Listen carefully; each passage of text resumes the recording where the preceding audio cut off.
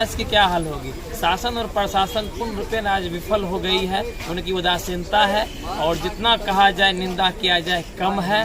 और आज निषाद समाज के लिए यह काला दिन है। शायद ऐसा दिन कभी भी हमारे समाज में पूर्व में नहीं हुआ था। आज से पूर्व वीरांगना फूलन देवी जी की हत्या की गई थी। उनके राजनीतिक गतिविधि को रोकने के लिए, निषाद समाज गतिविधि को रोकने के लिए आज ठीक उसी प्रकार से निषाद समाज अर्थात अति पिछड़ा वर्ग के राजनीतिक स्तर को गिराने के लिए, आज उनकी आवाज़ को दबाने के लिए, आज मुकेश सहनी के अंदर एक भय पैदा करने के लिए सबसे पहले उनसे वायु सुरक्षा छीन ली गई। उसके बाद जाकर कुछ रास्ता ना मिला तो आज उनके पिताजी का हत्या कर दिया गया ताकि वे रुक जाए। लेकिन निषाद समाज अति पिछड़ा वर्ग उनके साथ है। उनका कदम कभी भी डगमगाने वाला नहीं है। वो एक ऐसा योद्धा है जो हर परिस्थिति में, हर स्थिति में वो अपने आप को संभालते हुए निषाद समाज के लिए, उनके उत्थान के लिए लड़ते हुए आए हैं और आज भी आगे भी लड़ेंगे और निषाद समाज उनके साथ है। मैं आशा करता हूँ, मैं ईश्वर से कामना करता हूँ कि ईश्वर उनके मृत आत्मा को शांति एवं स्वर्ग प्राप्त हो और उनके परिवार को संतावना दे, शक्ति दे इस क्षण को बर्दाश्त करने के लिए, सहने के लिए। आइए जेपी न्यूज़ में आपका स्वागत है।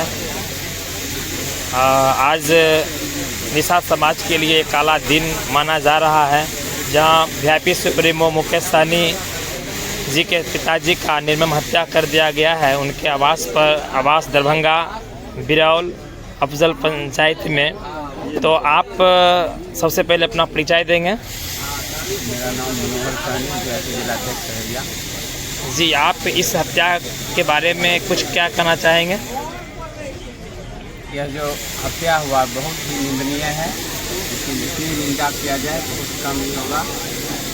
और यह जो हत्या हुई है वो राजनीतिक साजिश के तहत हत्या हुई है। एक नेता जो बिहार के ही नहीं पूरे भारतवर्ष के नेता के रूप में माननीय मुकेश सहनी जी उभरे हैं। इसको दबाने के लिए राजनीतिक साजिश के तहत उनके पिताजी की निर्मम हत्या हुई है। जी, आप सरकार एवं प्रशासन से क्या गुहार लगाना चाहेंगे? मैं बिहार सरकार से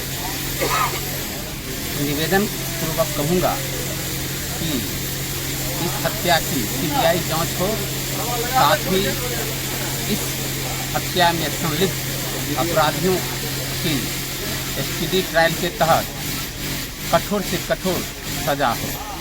जी, बहुत बहुत धन्यवाद। आप अपना परिचय देंगे। मेरा नाम मनोहर कुमार है, मैं महाराष्ट्र के अध्यक्ष हूँ। जी, आप कुछ कहना चाहेंगे? यह जो हत्या हुआ यह काफ़ी निंदनीय हत्या है और प्रशासन ने जिस तरह से इसे निपापोती करने का शुरुआत में काम कर रहे थे कि यह चोरी के उद्देश्य से अपराधी अंदर गया था, लेकिन चोरी के उद्देश्य से जाने वाला इस तरह का हत्या आज तक नहीं हुआ है। क्योंकि अंग अंग को जो है ना अलग अलग कर दिया गया है, जो कि सबको देखने लायक नहीं है और इसको आप चोरी का रूप दे रहे थे। यह सरकार की विफलता को दर्शाता है और खास करके विकलांग सरकार से क्या उम्मीद किया जा सकता है। जी, आप जो कह रहे हैं चोरी का आरोप, ये चोरी का आरोप का पुष्टि कौन कर रहे हैं? प्रशासन यहाँ का शुरुआत में पुष्टि कर रहा था कि चोरी की नियत से शुरुआती पारदर्शिता के आधार पर लग रहा था कि चोरी के उद्देश्य से अपराधी अंदर गया था, लेकिन चोरी का उद्देश्य रहता तो इतना बड़ा जघन्य क्या कहते हैं निंदनीय निर्मम हत्या नहीं होता।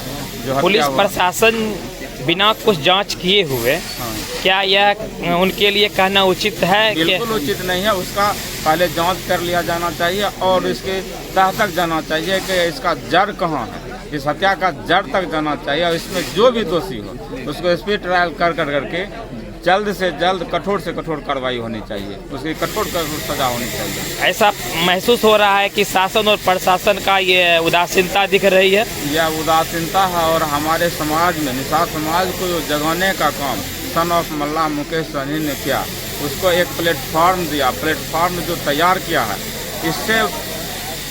इससे सत्ता पक्ष और अन्य राजनीतिक पार्टी भयभीत है। इनका कद बहुत बड़ा हो गया है। जिसके कारण इनके कद को छोटा करने के लिए इनके परिवार पर अटैक कर सकता है। और यह शेर दिल इंसान है, मुकेश सहनी शेर दिल इंसान है। इनकी आंखों में आज तक कोई भी मल्लाह का बेटा आंसू नहीं देखा होगा, लेकिन आज खून की आंसू मुकेश सहनी जो रो रहे हैं, इसका खून का आंसू का एक एक हिसाब लिया जाएगा। चलिए, बहुत बहुत धन्यवाद।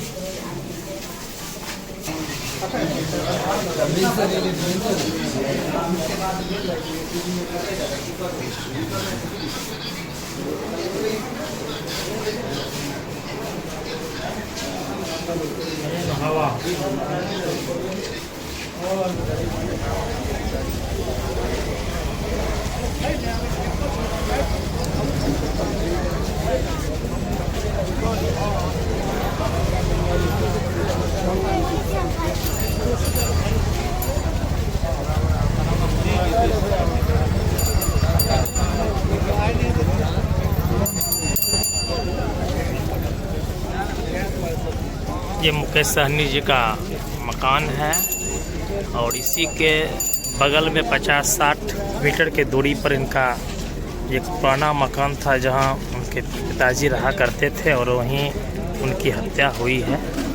और यहां पर पार्टी के एवं प्रदेश के सभी ज़िलों से सभी पदाधिकारी एवं उनके शुभचिंतक पहुंचे हुए हैं। और ये वीआईपी पार्टी के प्रदेश अध्यक्ष बाल गोविंद बिंद जी हैं हमारे बीच। अब इनसे जानते हैं इस घटना के बारे में। हाँ बाल गोविंद जी, आप क्या कहना चाहेंगे इस घटना? घटना निर्मम हत्या है, जो साजिश के तहत हुआ है। ये असहनीय पीड़ा है। और हमारे आदरणीय नेता माननीय मुकेश सहनी जी के पिताजी का जो निर्मम हत्या किया गया है, इसका जितना भी निंदा करूँ कम है। इन लोगों का प्लान है कि इस घटना से वीआईपी परिवार ढल जाए, लेकिन इस घटना से वीआईपी परिवार ढलने वाला नहीं है। और मैं सरकार से आग्रह करता हूं कि हमारे आदरणीय नेता के परिवार के प्रति विशेष सुरक्षा मुहैया कराया जाए। ऐसा जो आने वाला दिन में हमारे नेता पर भी हमला हो सकता है और हम असुरक्षित महसूस कर रहे हैं। इसलिए मैं सरकार से चाहता हूं जो भी दोषी हो उसे पकड़कर कानून उसे सजा दे और नेताजी के पूरे परिवार को विशेष सुरक्षा मुहैया कराए। क्या इस घटना को आप राजनीति से देख सकते हैं? रंजिश कहा जा सकता है क्या? चर्चा करना व्यापित नहीं है। घटना है तो घटना है जी। अब इस पर हम क्या कहें। आज से कुछ दिन पूर्व लोकसभा चुनाव के दौरान उनसे वाई+ सुरक्षा छीन ली गई थी, वापस ले गई गई थी। क्या अब लग रहा है कि उन्हें ज़रूरत है, उनके परिवार को उन्हें? सब कहने की नहीं देख रहे हैं, जरूरत है कि नहीं है। वाई+ नहीं, मैं चाहूँगा केंद्र सरकार से कि नेताजी को Z+ सुरक्षा दिया जाए। और नहीं, यदि सरकार नेताजी को मुहैया नहीं कराती है तो हम जानेंगे, चाहे पूरा वीआईपी परिवार जानेगा कि जो भी नेताजी के साथ हो रहा है इसमें किसी का न किसी का हाथ है। चलिए, बहुत बहुत धन्यवाद आपका।